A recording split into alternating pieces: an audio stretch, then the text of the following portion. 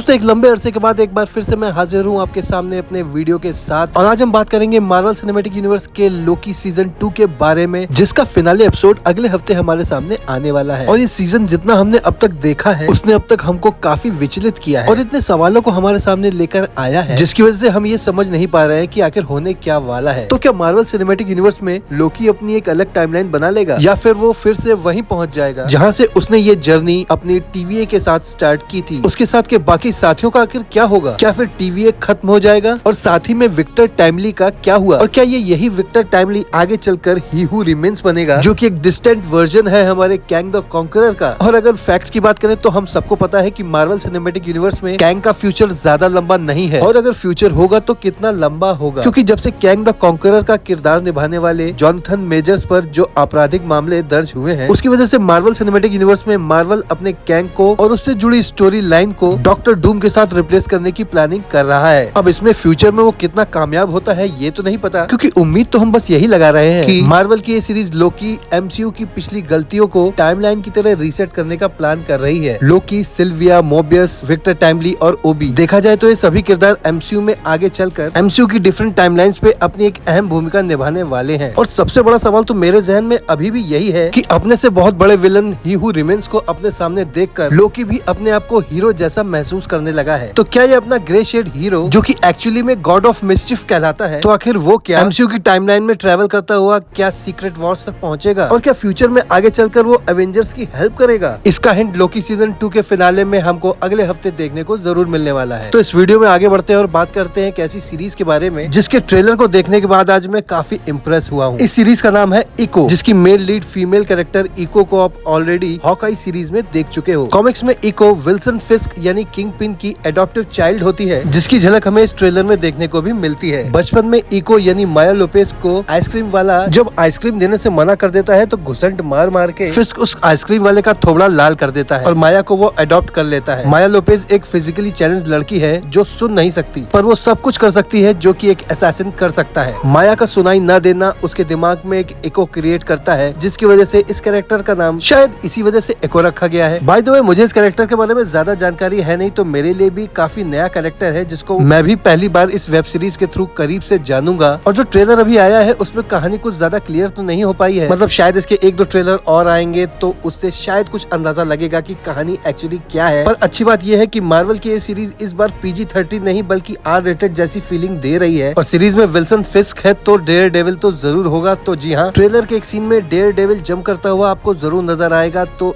ये बात तो कंफर्म है कि मैट मोडॉक इस सीरीज में हमको दिखने वाले हैं। दोस्तों देखा जाए तो सीरीज का प्रोमो काफी ज्यादा प्रॉमिसिंग लग तो रहा है, और साथ ही में मेकर्स ने इस सीरीज के लिए जो ब्रूटल टोन पकड़ा है, मतलब PG-13 की सीमा को पार करते हुए जो खून खराबा दिखाया जाएगा, दोस्तों दिल से बोलता हूँ मैं बहुत एक्साइटेड हूँ इसके लिए। खैर दोस्तों, आप बताओ कि आपकी क्या राय है इस अपकमिंग सीरीज के बारे में, जो अगले साल जनवरी की 10 तारीख को रिलीज होने वाली है। तो मिलूंगा बहुत जल्द आपसे किसी नेक्स्ट वीडियो में। टिल देन खुश रहिए, स्वस्थ रहिए और मस्त रहिए।